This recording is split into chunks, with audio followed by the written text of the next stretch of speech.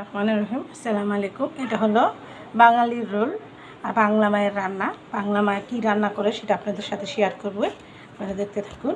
এটা খেতে অনেক মুচমুচে আর অনেক সুস্বাদু হয় এই রোলটা। এটা সবজি দিয়ে আর মুরগির মাংস দিয়ে বানানো। আপনারা একবার বানিয়ে খেয়ে দেখবেন। আর এটা আমি কী উপকরণ দিয়ে কীভাবে বানালাম আমি প্রতিটাই আপনাদের স্টেপে স্টেপে শেয়ার করবো, আপনারা দেখতে থাকুন।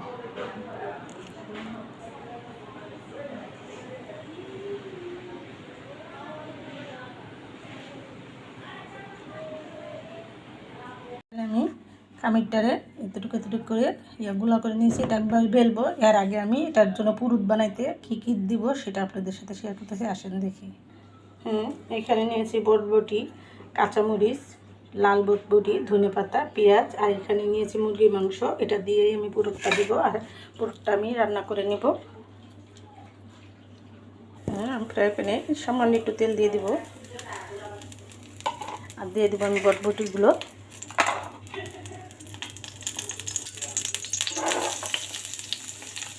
এক করে আমি বটবটিগুলো দিব, পেঁয়াজ দিব, কাঁচামরিচ দিব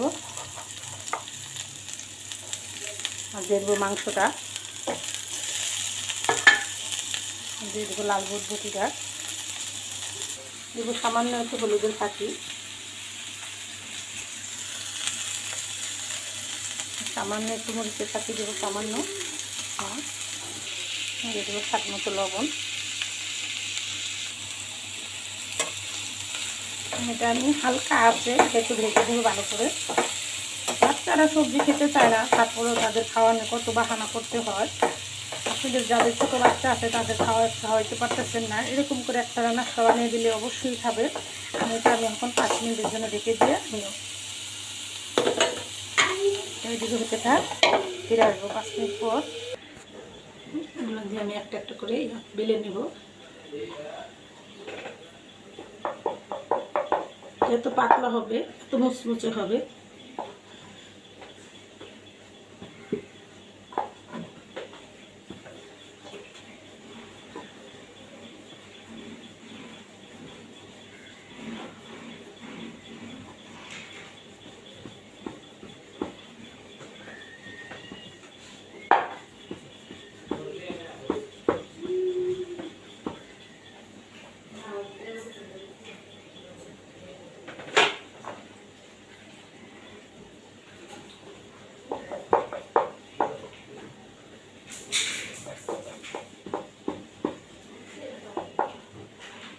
ফেরেস্তেভাবে বানাতে হবে, বেশি জোরে ডলা দিলে বেঁকে তেরা হয়ে যাবে।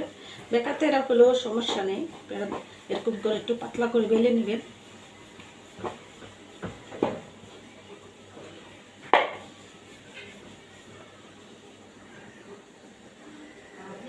সব বেলা হয়ে গেছে, এখন এটিতে পুরুত দিব। পুরুতটা আমার হয়ে গেছে, দেখেন খুব সুন্দর একটা আমি কালার চলে আসছে। আমি এটাতে এখন ধনেপাতাটা দিয়ে দিব।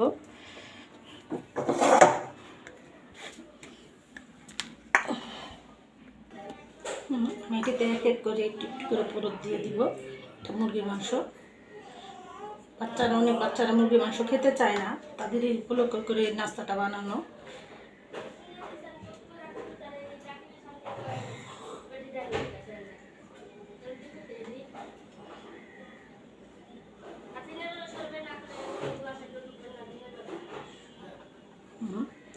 করে আমি সবগুলো বানিয়ে নেব।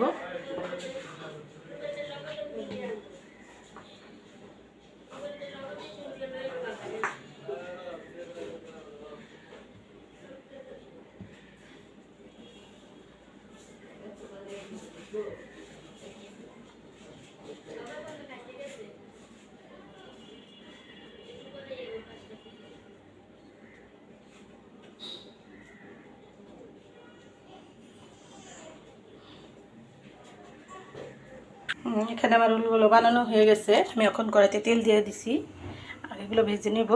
এখানে আমার তেলটা গরম হয়ে গেছে, আমি এক এক করে এই রোলগুলো দিয়ে দিব।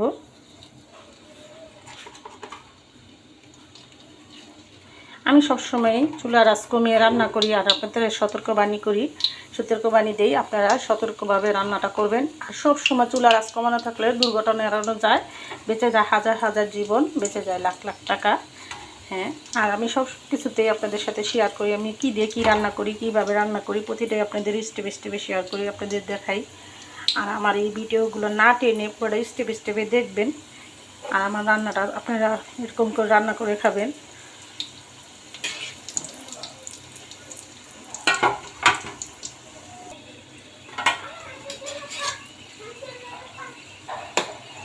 আর এটা এক পিঠ ভাজা হয়ে গেছে।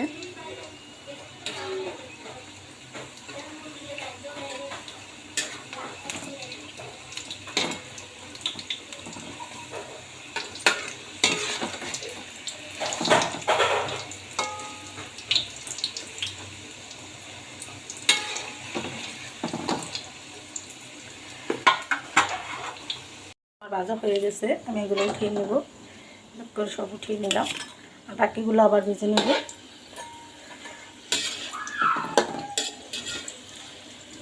হ্যাঁ, আমি এটাতে কী কী উপকরণ দিলাম, কীভাবে রান্নার ভাজাটা করলাম, সেটা আপনাদের সাথে পুরোটাই স্টেপে স্টেপে শেয়ার করলাম।